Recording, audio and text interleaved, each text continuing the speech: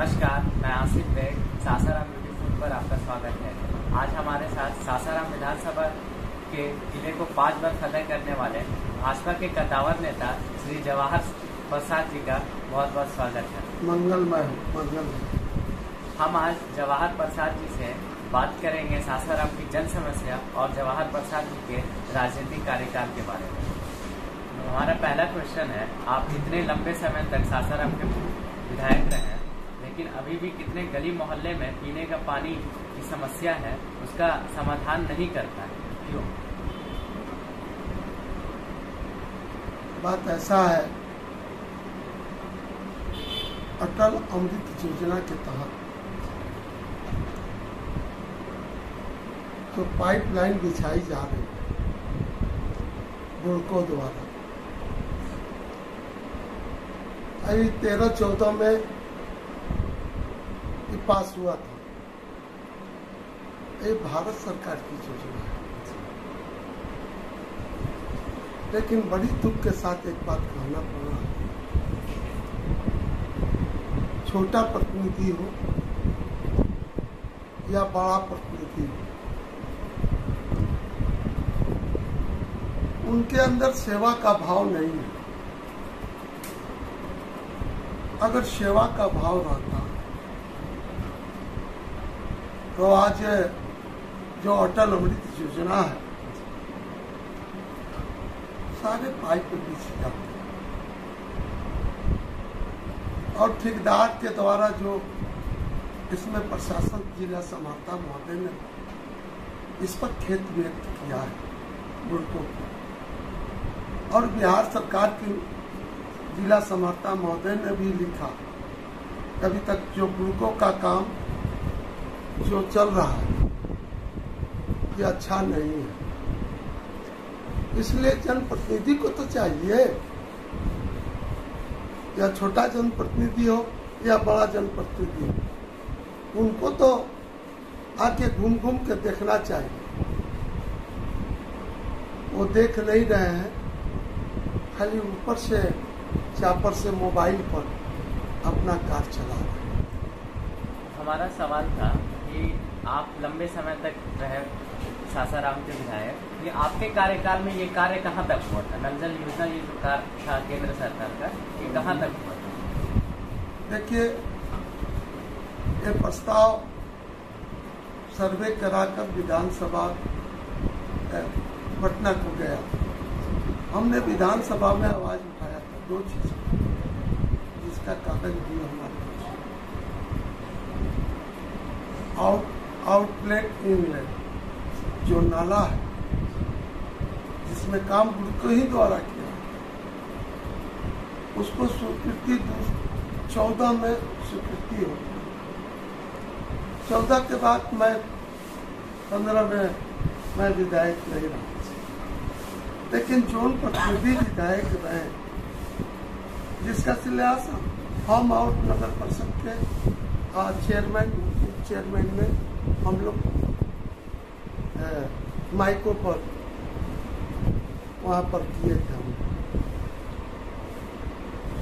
लेकिन उसके बाद 3-4 साल हो गया, गति धीमा पड़ गई, इसलिए इसमें जनप्रतिनिधि ध्यान नहीं दिया।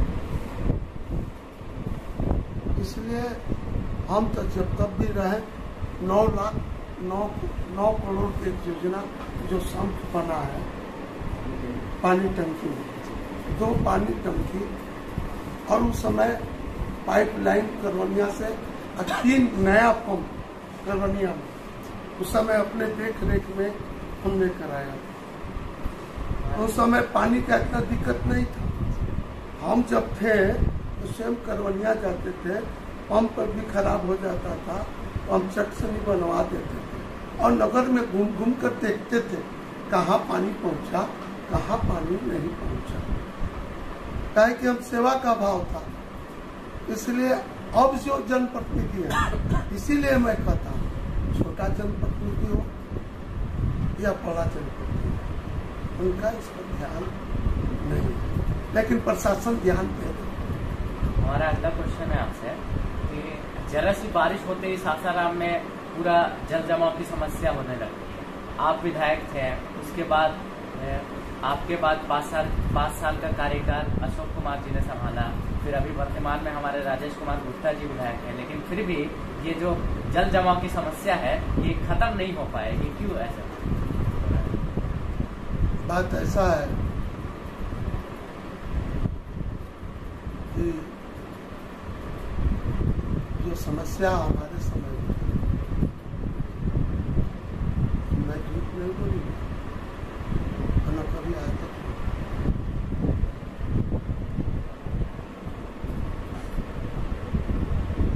असल में हम अपना कर्तव्य भूल गए। जहाँ कूड़ा फेंकना है वहाँ कूड़ा नहीं फेंका जाता। कोई नाली में कूड़ा फेंक दे रहा है, कोई कहूँ कूड़ा फेंक दे रहा है। अब पहले जनसंख्या ससराम का बहुत कम था, लेकिन आज जनसंख्या ससराम का 2 लाख 2.5 लाख की जनसंख्या हो गई।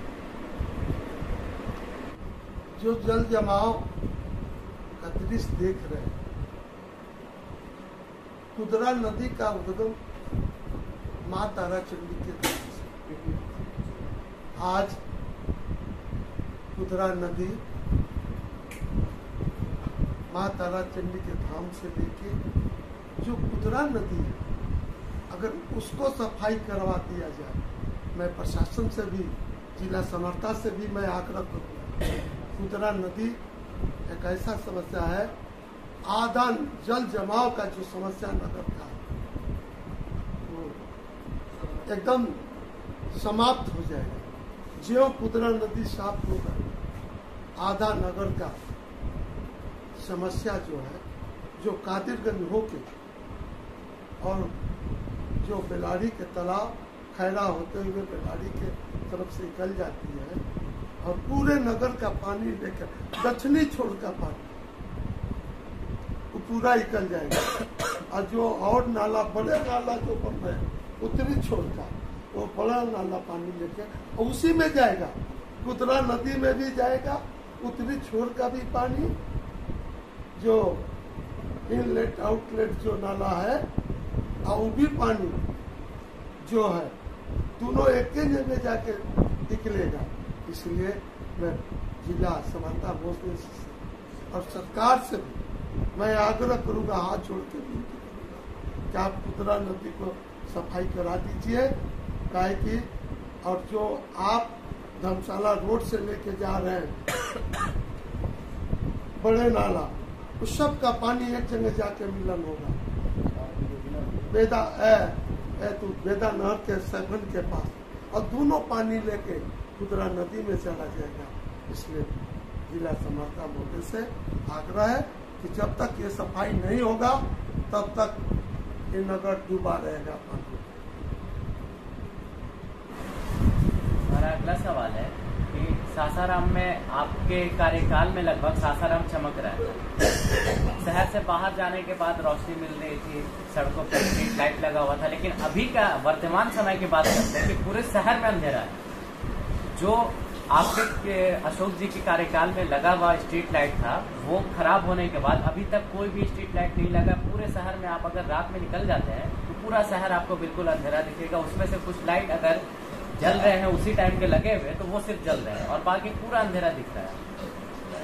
इस पर क्या बोले?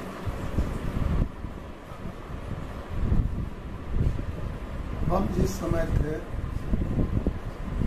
सेवा,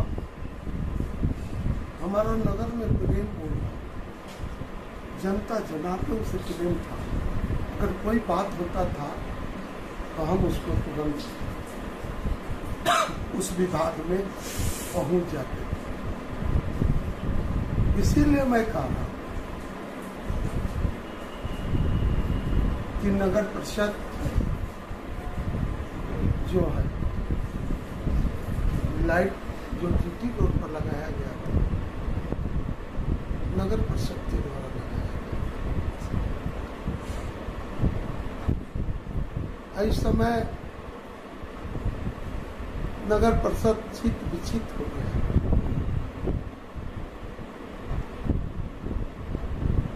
पहले हम नगर पालिका में अंगसेवक के पद पर थे।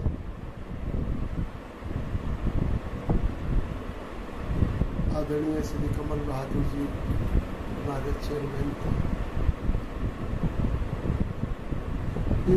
स्वर्गीय जगदीश चंद्र अग्रवाल स्वर्गीय भी चेयरमैन थे। ये लोग एक चंदन अपना वन विहार करने के लिए करवनिया जाते थे। वहीं भोजन बनता था, भोजन पानी, भोजन करते सारे वार्ड कमिश्नर, कोई उसमें कोई भेद नहीं था। लेकिन आज न लाइट को देख रहा है नगर परिषद, अन्न जल या आपूर्ति को देख रहा है। कोई जनप्रतिनिधि आपस में इतना तालमेल नहीं है, नगर का सेवा नहीं देख रहे। अगर इस सेवा देखते रहते, ये छोटा विधानसभा है नगर के लिए छोटी विधानसभा, इस विधानसभा में पास होती है। यहाँ तो बैठक नहीं हो रहा है। तो जब तक बैठक नहीं होगा, योजना कहाँ से निकलेंगे? आज बहुत सी योजना नगर परिषद में बैठक नहीं होने से रुका हुआ, यही बात है। और हम जिस समय थे, सारे लोग से तालमेल करके हाथ जोड़ के मैं काम करा लिया। कि मैं भी किसी ससुराल नगर के एक नगरवासी, हमको तो हमदर्द था, लेकिन और जनप्रतिनिधि से कोई लेना देना नहीं। हमारा अगला सवाल है आपसे, अभी वर्तमान विधायक राजेश कुमार गुप्ता जी के कार्यकाल, अभी तक के कार्यकाल को आप किस तरीके से देखते हैं? वो जनप्रतिनिधि है, मैं उनके बारे में मैं क्या कहूँगा, लेकिन एक बात कहूँगा। जनता की समस्या इतनी सामने आ रही है, अभी एक बात उनसे कहूँगा, उनसे भी कहूँगा, अपने संसद महोदय जी से भी आग्रह हाथ जोड़ के कहूँगा। आज जो विधान परिषद गण है, उनसे भी मैं हाथ जोड़ के विनती करूँगा कि आप सेवक हैं, आप मालिक नहीं है जनता। आइए जनता के बीच में सेवा कीजिए। जिस दिन आप घूमना चालू कर देंगे नगर में, उस दिन सारी समस्या। अब हमारा सवाल आपके राजनीतिक कार्यकाल के ऊपर है। 1990 से आप लगातार सासाराम विधानसभा के विधायक रहे हैं। उसके बाद भाजपा ने 7 बार टिकट दिया, जिसमें आप 5 बार विधायक बने, लेकिन इस बार आप टिकट से वंचित रह गए। आपको कैसा महसूस? हम भारतीय जनता पार्टी के कार्यकर्ता हैं। हमारा भारतीय जनता पार्टी संगठन में काम चलता है। जो संगठन निर्णय लेता है, इसको हम सब लोग मानते हैं। तो हमारा संगठन जो है, जो कहता है वही करते हैं। हम संगठन, हम 5 बार रहे, कोई दुख नहीं है, माँ तारा चंडी का कृपा रहा, लेकिन संगठन हमारा सर्वोपरि। लेकिन 2020 विधानसभा में जब आपका टिकट नहीं मिला भाजपा से, तो ऐसी खबर आई कि आप रामेश्वर चौरसिया की जगह लोजपा से लड़ने वाले थे। हम किसी से लड़ने वाले नहीं थे। अगर हम लड़ने का रहता, हम जाके अपना नॉमिनेशन करते। हमने तो कोई नॉमिनेशन नहीं किया।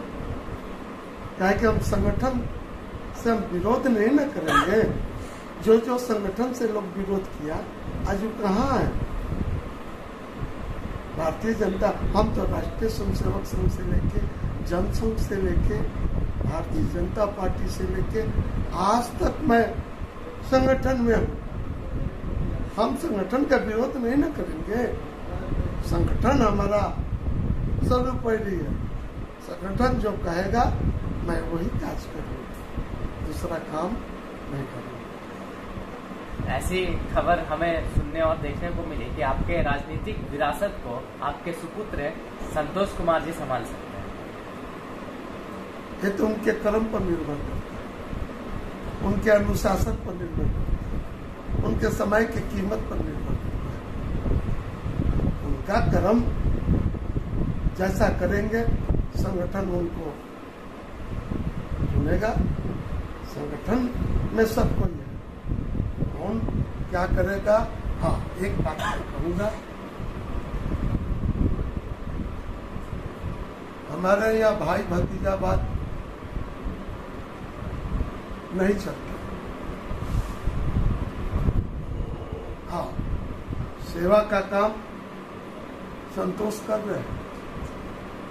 अभी तक जिला में ऐसा एक कार्यकर्ता नहीं मिला जो संतोष सेवा का कार्य करता है, लोगों के दिल में गुस्सा आता है। ये बात मैं कहूँगा, इसमें कोई दूर राय नहीं है। अगर रात में कोई का पोस्टमार्टम कराना है तो कोई नहीं है, जब भी कराएगा तो संतोष, इसमें कोई दूर राय नहीं। तो वो अपने कर्म पर पार्टी से जुड़े हुए हैं। जनता युवा मोर्चा में उपाध्यक्ष है, अपना लगे रहे, हम उसमें कुछ कहने वाले नहीं है। इसलिए हम कहेंगे तो लोग कहेगा कि इनका बेटा है, इसीलिए कहा। ऐसा नहीं, वो अपना उपाध्यक्ष है जनता युवा मोर्चा का, अपना कार्य में पार्टी में लगे रहे, संगठन देखेगा। हमारा आखिरी सवाल है आपसे, राजनीति संभावनाओं का खेल है, क्या हम कभी पूर्व विधायक जवाहर प्रसाद जी को कांग्रेस, राजद या फिर जदयू में देख सकते हैं? देखो बाबू, हम राजनीति नहीं करते। राजनीति का मतलब क्या हुआ? झूठ, लबार, समझ लो, ये हम राजनीति के करते हैं। राजनीति के का मतलब क्या है? स्नेह, प्रेम, आचार, विचार, व्यवहार, शिष्टाचार। और हम भारतीय जनता पार्टी के कार्यकर्ता है, टिकट मिले, कोई भी टिकट हमको, या राजद या कांग्रेस, चाहे कोई पार्टी देगा, हम जाने वाले हैं। हम बचपन का संसेवक हैं, ये हमसे होगा। हम नहीं लड़ेंगे चुनाव, हाँ, लेकिन ऐसा इस शरीर से नहीं होगा। अब हम चलने वाले हैं। कौन रहने वाला है इस धरती पर, कब स्वर्ग ईश्वर में विलीन करेगा, किसी को पता नहीं है। इसलिए हम कभी भी भारतीय जनता पार्टी छोड़ के हम जाने वाले नहीं हैं। हम मैं केसरिया में ही जल के मरूंगा। समझ लो कि केसरिया देख रहा है, भारत देश का आत्मा है, यही आत्मा में मैं जलूंगा, दूसरे नहीं पार्टी पप्पो नहीं करेगा। कोई कितनों हमको एक बार श्री लालू प्रसाद जी ने, जब मैं विधायक बन के गया था, उस समय हमें बहुत लोग दिया, हम आज तक लोग नहीं किए। अगर लोग किए रहते तो जनता हमको पूछता नहीं। इसलिए बाबू ने हम पार्टी छोड़ते पहुंच जाने वाले नहीं। यही है हमारी। पूरे विधायक जवाहर प्रसाद जी